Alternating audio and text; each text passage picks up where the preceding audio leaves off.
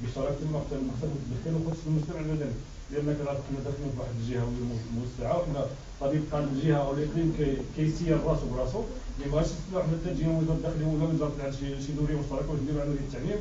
خاصكم مبادره غير من خلالنا حنايا نديروا واحد المبادره تاع التحسيسيه نتاع الناس اللي متسجلينش ولادهم في الحاله المدنيه يسجلوا هذوك الحاله المدنيه، ونحسوا العدد شحال، ونحدوا واحد النهار اللي يتحدد اللي نعلموا فيه باش يجيو اما السلطات القضائيه ولا يمشيو لواحد البلاصه اقرب نقطه عند هاد الناس، ويجيو دوك الناس ونديروا لهم واحد تسجيل الحاله المدنيه، يعني بلا ما يعانوا لان الاخرين باش يتنقل من مثلا ساكن برا على طول يجي ثلاثه ولا شي زوج في الكاميرا راه يقول لك راه بعيد عليا بحال ما قدرت الماديه الناس تقربوا لهم شي وتقريب الاداره المواطن في هذا المجال هذا.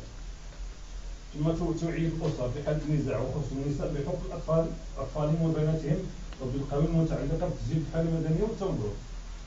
هذا هو النقطه الثانيه. ثم تبسيط المصادر في استصدار الاحكام التصريحيه لتسجيل الحاله المدنيه وتجديد المعنيين بالامر تطرق المحاكم الاستئناف لتجديد كاين الحكم كيقدم طلب المحكمه باش يستجيب الحاله المدنيه، خاصه مثلا غير شاهد الحياه يكون هو حاضر، كاين شي كتستأنف الحكم، كاين مثلا وكيل المال كيستأنف الحكم كيمشي يعطي المحكمه الاستئناف يمشي حتى للمبدا قطع عاد باش وكيتصدر تسجيل الحاله المدنيه يعني تجديد هاد الناس هاد التحرك بين المحكمه الاستئناف والمحكمه الابتدائيه. المشاكل ديال الامور هذا الا انه كتكون حالات ضروري انه عاون السلطه يدير واحد البحث وفي المشكل، وكاين عاوتاني الحالات اللي كتطلب تعميق البحث يعمق البحث ديالو هذا في مجال السيده في الاخر في هذا. كاين عاوتاني الحالات اللي ما يمكنش يعطيها عاون السلطه شهاده اداريه تثبت الولاده لانه متمكن عارف بانه السيده جات بالوليد ولا بنت والده في شي زوار من الدواوير ولا الاخر، وانكم عارفين تولي تعرفوا واحد الهجره من المدن والاقاليم المجاوره والاقاليم البعيده وعارفه الطلب على ارض الجموع البناء العشوائي ولا شيء، وكاين هجره كبيره. ما هي يعني حالات كان واخا تعمق البحث كان ما يمكنش تحل مشكل. باش عاون السلطه مثلا يعطي واحد الشهاده مزوره والاخير، لان راكم كتعرفوا ان المجموعات ديال عاون السلطه راه متابعين دابا بين المحاكم سواء خلي غير شواهد الولاده مثلا وشواهد التروج مختلفه والامور باينه. كاين شواهد اللي كتطلب تعمق البحث، وحنا عندنا مثلا واخا كيعكس عاون السلطه كيمشي للمواطن ولا المواطنه القايد مثلا ولا الباشا كتكون مشكل ما كيبقاش الاخر. ولكن كاين الحالات اللي مستعصيه راه كتعرفوا كاين حالات مستعصيه انه كتعرف السيده جايه من الظهر ما يمكنش تعطيها شهاده ولاده. والحمد لله كاين مشاكل. انا العبد الضعيف كنت في والده ديك الوقيته راه كاين هذا المشكل ديال التسويق هاد الناس في العروبيه صوب لهم على الاخر يعني ما عندهمش حل مدني نهائيا وعاوناهم وساعدوا. ملتزم خطاب حقوقي معين بمعنى اصبحت المراه والطفل معيار كوني حديث ماذا تقدم فينا في مجالات كبيره. نعطيني مثال، كاين بعض الدول اللي كيتزاد الولد نهار كتوصل للسن المدرسي كيدقوا عليها في الدار كيقولوا لها عندكم واحد الولد هذا الاسم ديالو حان وقت الدراسه ديالو. بمعنى هذا مؤشر كيفاش كيقيسوا تقدم الدوله في مجال معين عبر الاطفال عبر الولادات. انا كنقول ان هذا المشكل تاع الطفل كاين واحد كنتعايشوا مع واحد المصطلح فاش كنهضروا على الطفل والمراه كنقولوا مشكل. الطفل مع عمره كان مشكل، المجتمع هو الذي يشكل مشكل بالنسبه لهذا الطفل.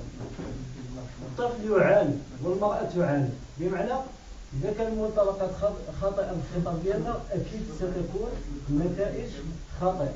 كيفاش تكون النتائج خاطئه؟ الان كنهضروا على مشاكل الاطفال، قلت انا خصنا نهضروا على معاناه الاطفال في غياب معلومات حقيقيه حول الاشكالات اللي كطرح لنا هذه القضايا نتاع الطفل. انا عطينا مشكل ملي كنمشيو للقانون كنلقاو بان جميع الاشكالات من المعاناه تاع الاطفال والنساء مطروحه على النيابه العامه ولا مطروحه على القضاء بصفه عامه. اي النيابه العامه تمثل المجتمع، ولكن كاين وزارات وقطاعات معينه تمثل كذلك المجتمع. بالنسبه لوزاره التربيه الوطنيه، لان عندما نتكلم عن الطفل نتكلم عن التربيه بصفه عامه. دونك اين هو دور وزاره التربيه الوطنيه؟ اين دور وزاره الشباب والرياضه؟ اين دور الاوقاف الاسلاميه؟ اين دور الشباب والرياضه؟ بمعنى خصوصا الان كاين مشروع تاع الجهويه. هنا خاص تكون واحد الطرح، هذا اقتراح، يعني يجب ان يكون واحد الستاف، واحد ليكيب اللي كتخدم في جميع القطاعات وبالخبره تاع النيابه العامه، تكون هذه الخدمه تحت اشراف تاع النيابه العامه. انا نعطي كاين المسؤوله الاجتماعيه، ولا الحراسه الحريه المحروسه، ولا الحراسه المؤقته، ولا تدابير. هادو الناس اللي كيأديو واحد الخدمه جد مهمه، والمعاناه ديالهم كثيره، ولكن كنجيو نشوفوا الوسائل الماديه ديالهم. هل فعلا الوسائل باش كيشتغلوا هاد الناس في اطار قضيه كبيره وبامكانيات بسيطه غيأديو لنا ولا غيخفوا واحد المعاناه؟ انا ما كنظنش بان واحد الانسان اللي كيخدم في اطار الحريه المحروسه اللي هو كيعاني بحكم الامكانيات ديالو غيقدم خدمه. هذا يجب مراعاه في الاليات ولا الادوات اللي كتشتغل في هذا المجال. يجب الاهتمام وغصب. اذا كانت وزاره العدل عندها اشكال تاع الضوابط الابليكي، وزاره التربيه الوطنيه، وزاره الشباب، الاوقاف الشؤون الاسلاميه، خاصهم كلهم. ولماذا هاد الناس الحريه المحروسه يجب اعاده النظر في الاطار القانوني اللي كيشتغلوا فيه. ما غنديروش انا نسقوا لوزاره العدل.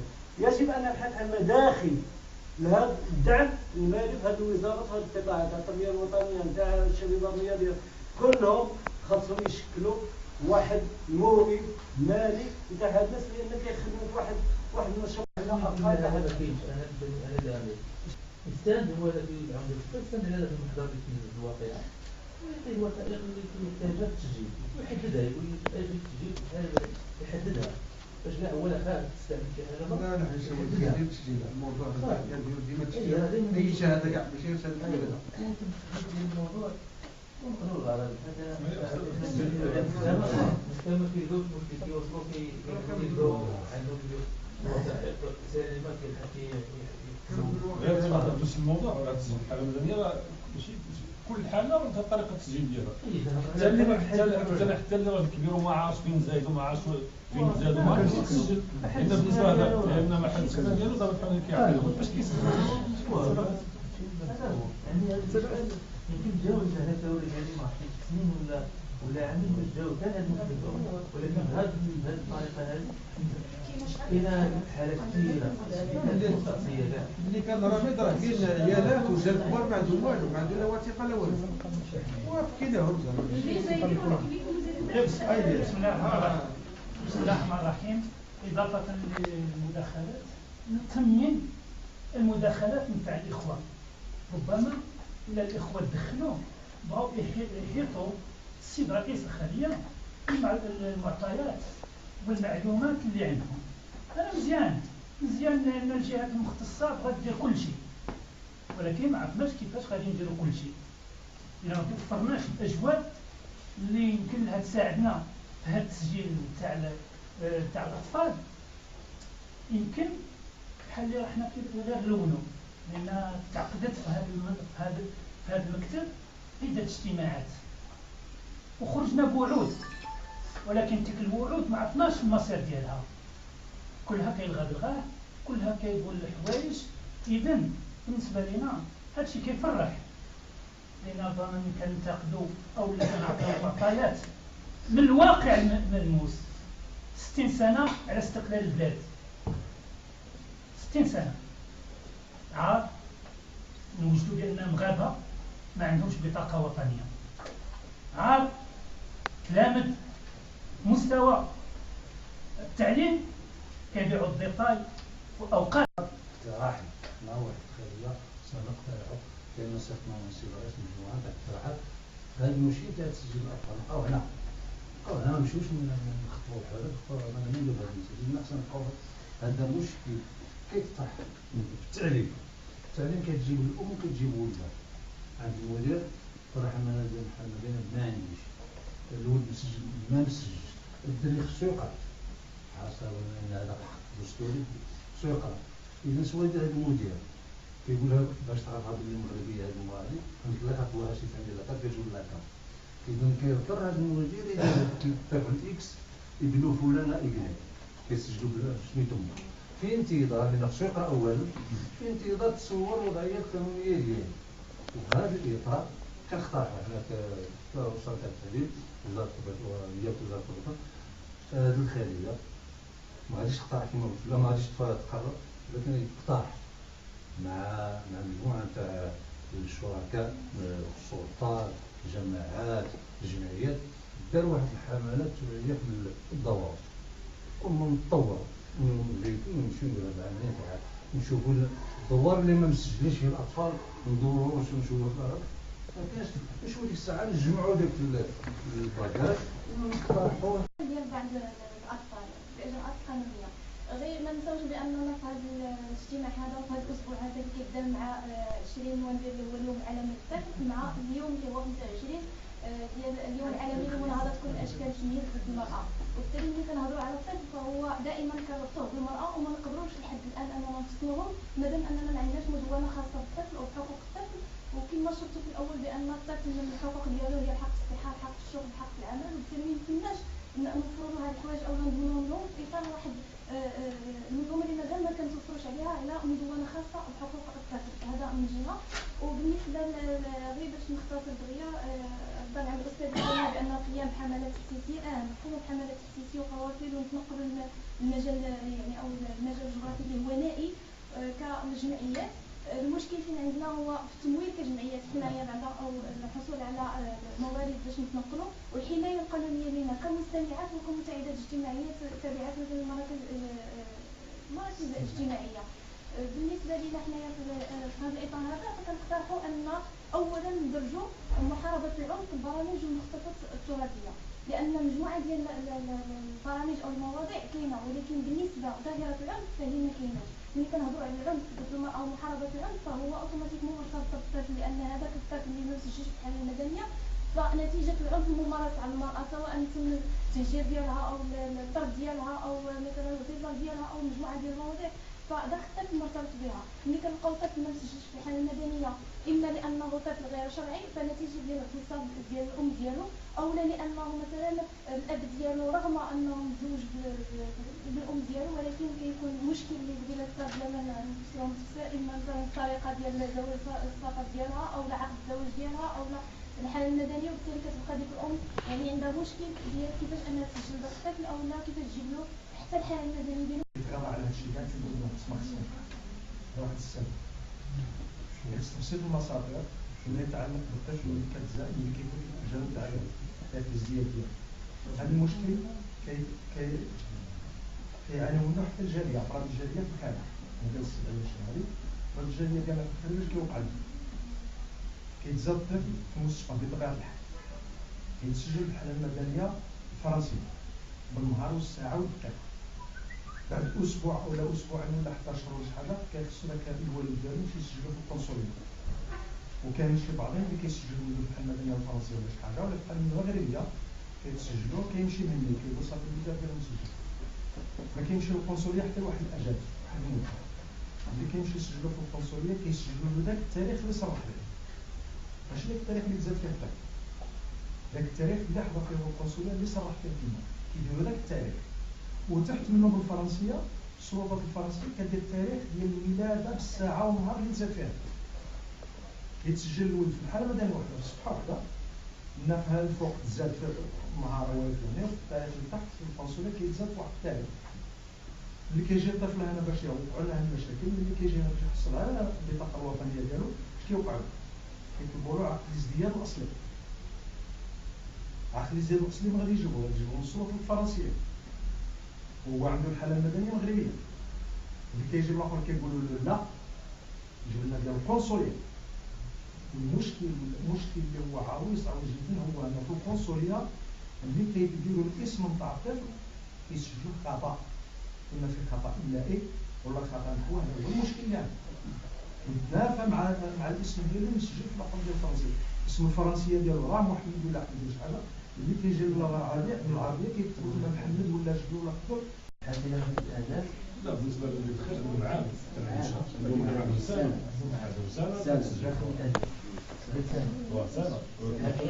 سنه شنو كيوقع؟ غادي يدير يخدم دعوه يدير دعوه بان هنايا كيولي كيتسجل هنا في المكان ديال السكنه ديالو. بالنسبه للي زايد في الخارج مسجل مثلا في لاميري ولا مسجل في السلطات الاجنبيه ديالك هو ما خصوش الا جا للمغرب ورجع للمغرب هنا غادي يسجلوا في المغرب، ولكن الا بقى تما خصو يدير غير طلب نقل الولاده القنصليه كيدير نسخه كامله نتاع القنصليه يجيب نسخه كامله من لاميري ويدير عقد الزواج ويمشي للقنصليه بليس المدنيه طلب نقل الولاده ما يدير لا اجل تاع سنه غادي يدير التسجيل فاتت سنه غادي يدير طلب نقل الولاده السجلات الحاله المدنيه بالقنصليه من البلاد اللي راه فيه ما هو تسجيل الحاله المدنيه، ولكن تسجيل الحاله المدنيه بالقنصليه ويجي في الخارج يقول لك لا باغي نسجل كاين لا بغيت تسجل الولد في واحد المدينه صغيره شهير سجلته هو كيسجلوا ماشي انا لاميري هو اللي كتسجلوا في الحاله المدنيه المغربيه الفرنسيه لان كانت زادت في الوسط تاع العربيه الصفحه تاع العربيه فيها تسجلوا تسجل دابا في الاخر لاميري البلديه تاع القانون تاع الدوله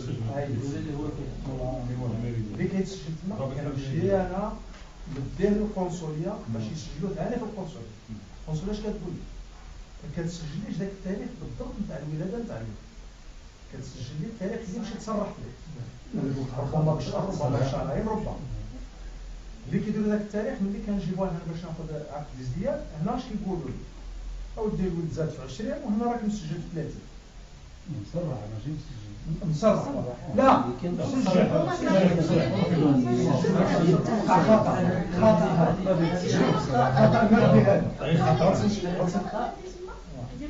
لا ما كاينش الحاله المدنيه ديالها هي كاينه ما كاينش هذه حاله خاصه وقع خطا سي باش يديروا له داب دو ليسونس باش يديروا له داب دو ديكلاراسيون هذه غير حاجه دابا حنا كنجيو نحل المدنيه ما كانش المواطن اللي عندهم حالات كثيره حالات كثيره اللي جينا حنا نديروا لهم البطاقه الوطنيه شخصوا البطاقه الوطنيه ديالو اكثر من هذا الشيء البطاقه الوطنيه ديالو وسير فقار فرنسا لاميري تاع فرنسا صافي لنا الاكسترا ديالو التاريخ ديالو الساعه ديالو كلشي وقع اللي جاو هنا قال لك لا خصنا ديال القنصليه القنصليه فين غادي نمشيو عليها؟ قال لك اسيدي لا القنصليه ما كان مشكل نبسطوا لكم المصادر واش هو تبسط المصادر؟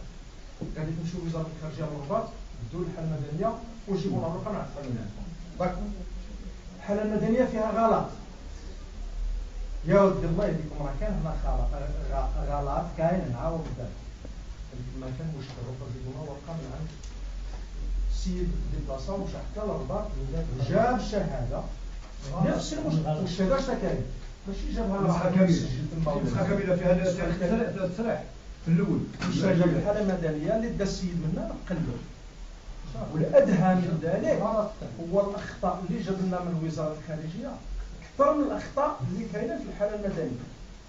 السيد بقى يطلع يهبط في التاريخ ما دار لا البطاقه الوطنيه ولا والو رد الاولاد ديالو ومشى للخارج وضرب غادي يديروا لهم الحل في الخارج هذه وحده انا كان اللي كيبان لي هو كيتبع داك الشيء كيصور على العام المحلي على المستوى الاقليمي ومن ثم كما قال السي كوكو نديروا واحد الحملات تحسيسيه باش هاد الناس اللي ما تسجلوش في المدنيه علاش في الثبوت الزوجيه مددنا الاجل 5 سنين ولا 5 سنين اخرى مددنا راه مازال تكليف علاش هاد الاجل نتاع ظرف سيمانه ولا شهر ولا شهرين الا ما سجلتيش في المدنيه خصك تمشي للمحكمه باش ما يتبدلش واحد الاجل باش نعطيو فرصه لدوك الناس اللي بعاد دوك الناس اللي مشغولين دوك الناس في الخارج دوك الناس يلقاو واحد الوقت باش يجيو يسجلوا حتى فرنسا تما اصلا الناس ما عندهمش الوقت باش يمشيو للقنصليه في الاسبوع راه ما عندوش الوقت باش يمشيو نهار السبت اللي خصو يوقفوا النهار باش يمشي للقنصليه ملي يمشي للقنصليه خصو يشدوا على 8 على الشهر باش يوصلوا سيمانه اذا حنا في الجاليه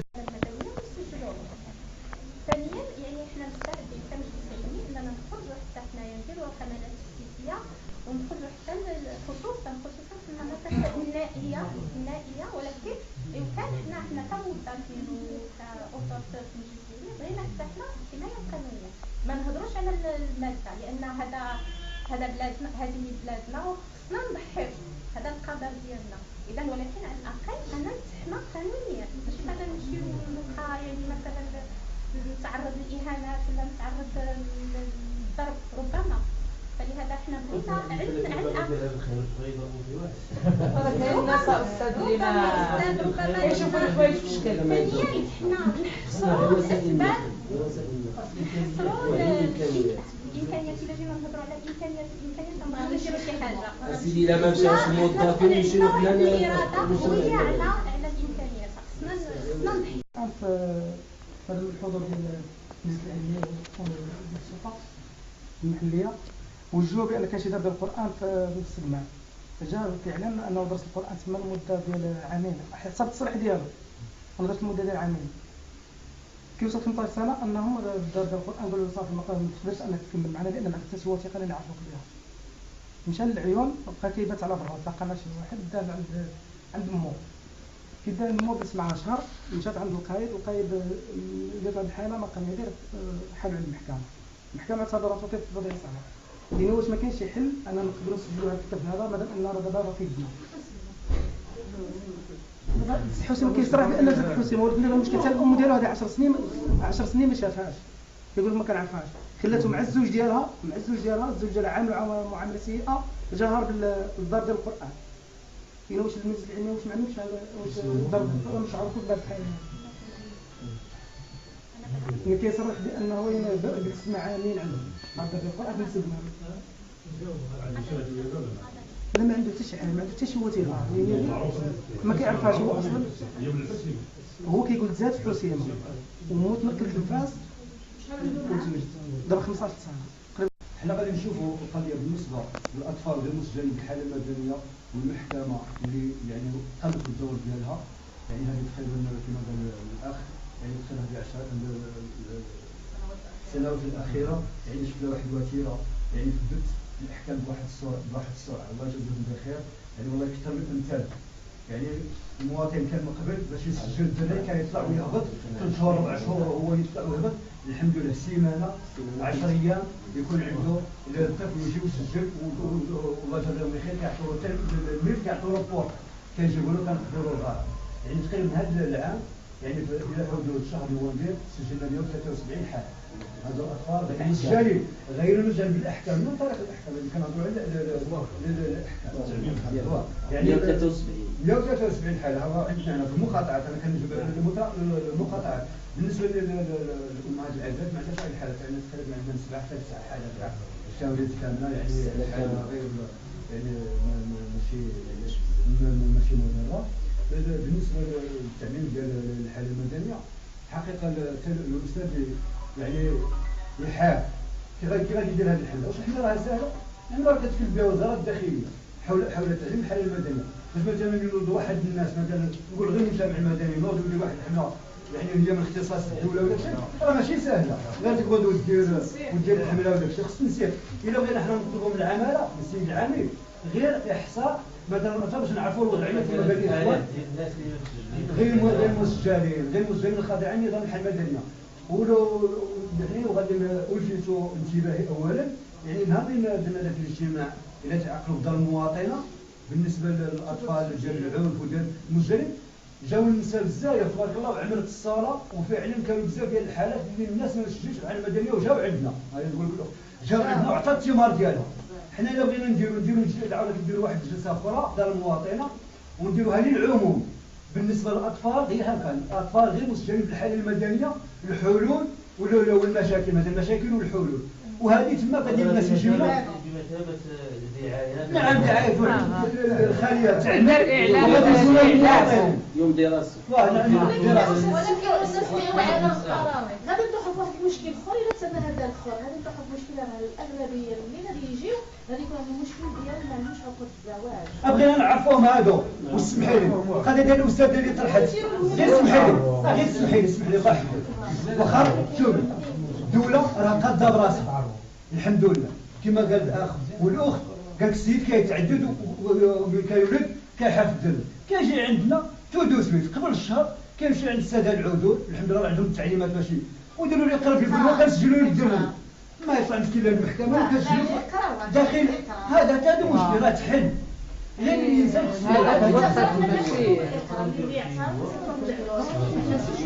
نعم يوم دراسي يوم دراسي ولا شي حاجه كاع الاخوان اللي معنا في الحضور ما يشكلهم يشاركوا في هذا وانتم تنظموا ولا كان شي مساعده منا حنا شي حاجه ديال شي مساعده منا في اطار سميتو القانون ما كاين مشكل كيما كنا كنديروا شحال هادي راه كان ديال الحملات ديالهم ودازوا بزاف منهم اللي دازوا بزاف يعني عطات نعاودوا بحال هذا الشكل في القاعه الكبيره الاخوان الجمعيه عنده شي منخرطين ولا شي اعضاء شي جمعيه دار الاعلان في الاعلام باش الحضور كاملين شي مشكل راه غادي وصل ماشي غير ديروها بعد الزواج ماشي غير اطفال جميع الاشخاص اللي قال لي ما سجلش اللي كبير وما عندوش الاشخاص غير مجانين اللي اللي خدنا في الاطفال كاين هذوك راه بزاف اللي كبير وما مسجلش يعني نديروا الاشخاص غير احنا ما عندنا مشكل نديروا الاطفال ونكملوها بالاشخاص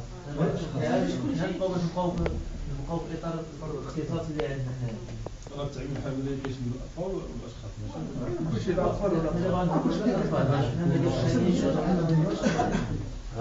الخليه كتكلموا على الاطفال حنا نبقاو في الاطفال وديك الساعه كان شي حاجه كبار راه بحال هكا الاطفال هي جمعيه وكان واحد القضيه اخرى مثلا اسمح لي كان واحد القضيه اخرى على كاينها مثلا في المقاطعه عندنا هنا في المقاطعه الرابعه هنا في الوكاله يعني السيده عندها كعب الزواج صحيح كيطلب منها الشهود ويطلب منها اقرار بالبنوه والسيد باش جزاه الله خيرا يعني شحال مره كيستدعينا كنقدم كاينوت هو هضر من تماك يعني في علمك هذا من تماك حاضر يهضر مع السيد القائد قال له شوف اسمح لي القضيه ديال المقدم واش كيجتهد حنا عندنا مسطره عندنا قوانين يعني كنتمشاو عليها الانسان عمل السلطه ما يمكنوش يجتهد اكثر من النص السيد جابت له كعب الزواج يعطيها هو يتحمل المسؤوليه الا جا الزوج وقال له ماشي ولدي اخويا المحكمه سيطعن في المسائل مادام الوثائق موجوده سنقدموا المساعده لهاد